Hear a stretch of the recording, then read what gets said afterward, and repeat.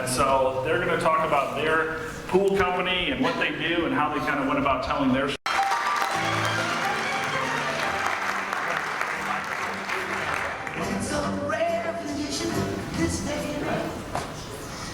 Well, I travel everywhere with my phone, by the way, so I might use this as a prop before we get done today. When looking back, when Brett had his advisory board in Brighton, that was actually a really pivotal point for us to change as well, because when Brett brought his friends in to advise him, Al and I, at that point, had this entrepreneur support community where we were embracing social media very much before it was cool. And the reason that we were doing that in a way was because Al had been in the pool business for his entire adult life, and it wasn't exceptional. It was working, we had clients, we had customers, it was okay, but it wasn't fulfilling and it wasn't starting with why. So when Brett had his friends come into our facility, one of them looked at Al and he said, if you talk about this so much and if you're so good at this, why haven't you done it for the pool company? And Al tells the story really well. He looked to actually Britt Hunt, who was sitting next to him, and he said, I just don't want to. I'm burned out. I'm looking for something more. And that spurred a discussion over the next several months where I think it started to percolate with Al a little bit before it did with me. And he kind of came back to me then and he said, what if we did this in the way that we want to and made every decision based on what would make us happy? How could we do that? And how could we embrace what we know about social media and storytelling and make something happen? So that is where we started, and I'm gonna let Al tell you a few stories about where we are now. So I want to digress and go way before that. Been in the pool business for a long time, had been successful at it, but I was burned out. I was just done. So I was in a tough place. But I'm a concrete guy. I'm a cement guy. I'm an in-the-field worker. I'm not an internet guy. I'm not a play on a computer and figure out technology. In 1995, I had my first website built. It was okay. 2 years later, a guy that had worked for me was going to go into web building. He built another website. It was okay. It worked. And then Sandy comes along several years later, and she says, why don't you have a website? What's the matter with you? This sucks.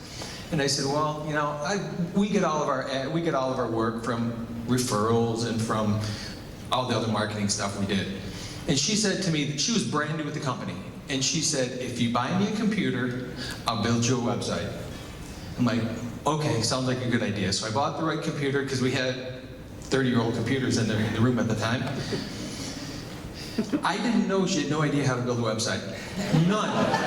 I found out years later. She built a website and people were coming up to me all the time saying, man, your website's awesome. I love it. I love the pictures. I'm like, great. I had no idea what they were talking about. She went to the bookstore and bought a book, How to Build Websites for Dummies. You know, she bought whatever it was and she built a website. She built it out of front page. And what I realized in that years later was that was the pivoting point for me, the realization that the internet was not going away. So that was kind of my introduction to technology. Again, I'm still a concrete guy. I'm a construction guy. I like to work in the field. I don't like to play on computers and do that type of stuff, but I realize the value. And when we hit that pivotal moment, when we were faced with, if you're so good at social media and you've been teaching everyone else, why don't you use it for your pool company? I just didn't want to. I was burned out in the pool business. But that changed me. And I went back to her and said, what if? What if we used what we know, the internet, social media, and we built our entire company around that? We don't do any other marketing. Everything we do is online. Everything that I'm going to tell you, the quick stories. So she said to me, after I kind of brought this idea, well, why not? Let's do this in a new way. And I brought that to her and said, you know, I would love to stay in pools, because I was trying to get out. I did everything I could. I gave my equipment away. But the phone kept ringing, so I kept, like an idiot, kept working and doing it. But I had no equipment at that point. I'd given it all away. All my trucks, all my equipment, all my excavators, all that stuff was gone. And she looked at me and she said, if you do what I say, and do exactly what I say, in 18 months we'll take over the world online. So I did.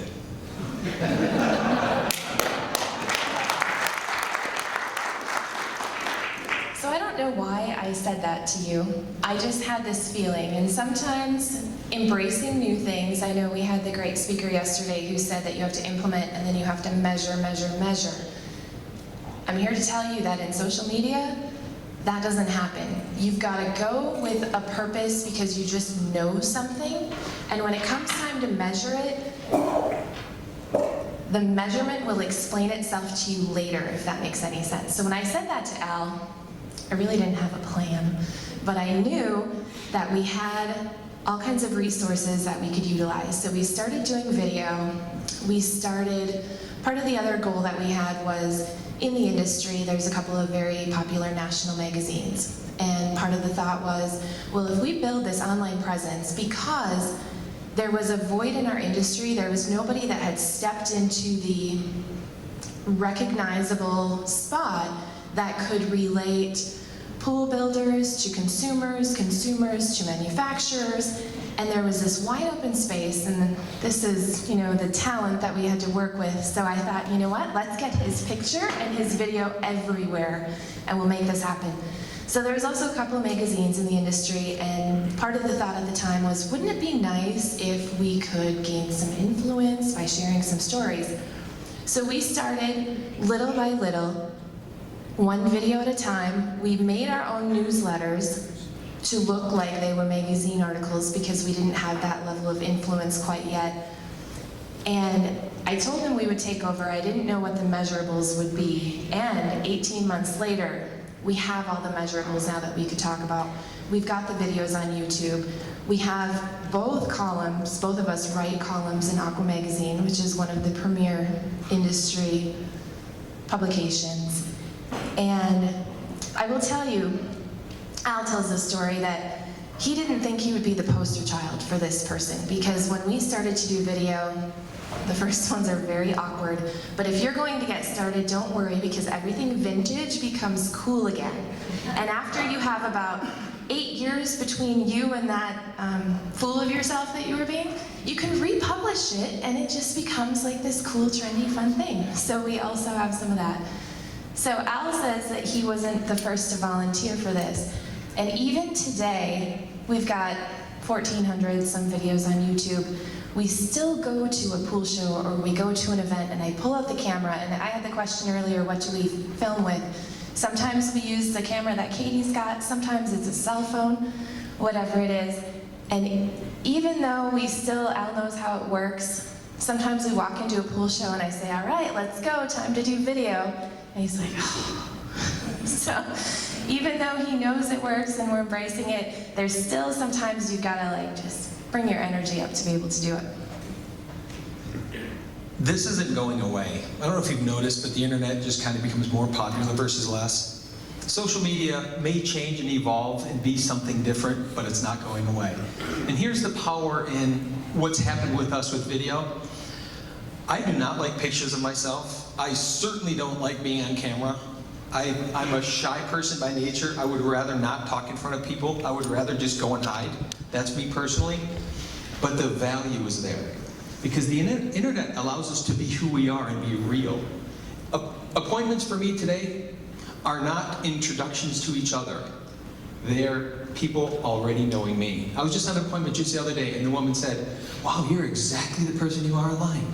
Really? Well, would you expect any different? I didn't have to introduce myself to her, but she had to introduce herself to me.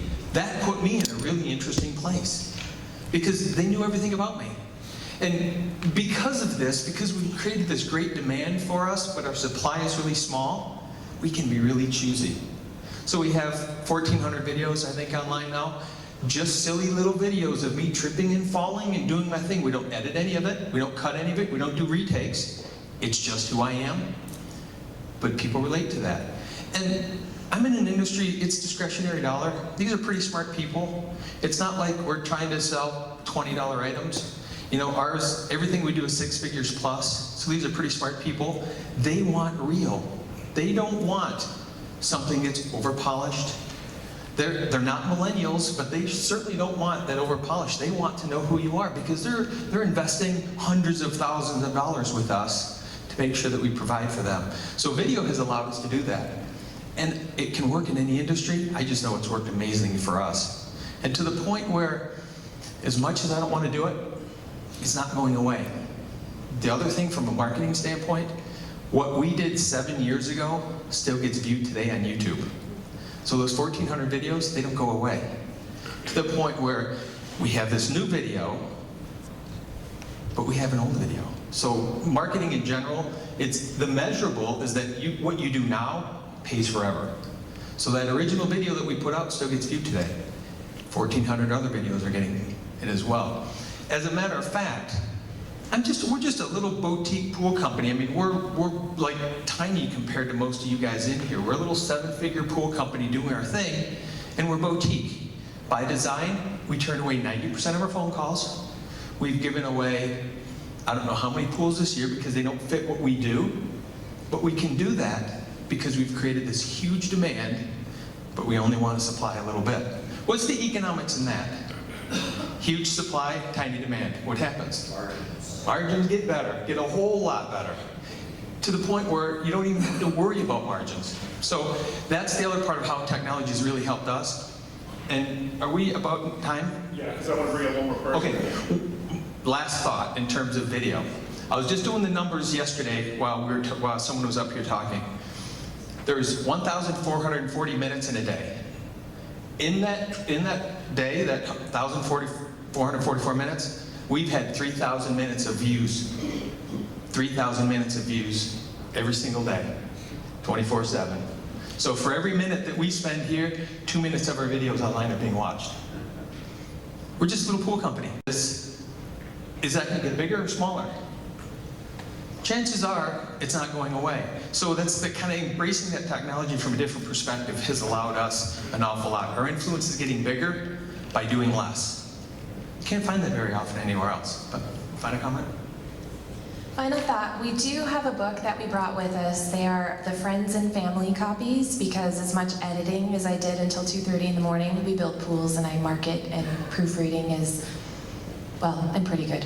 So anyway, we have some copies in the back if anybody would like to pick one up. It's our journey to our certain way. So it talks a lot about kind of the philosophy of starting with why. Our gift to you if anybody would like one. And if you don't get one here because I might not have enough, just send me an email later and I'll make sure that you get one. So thank you.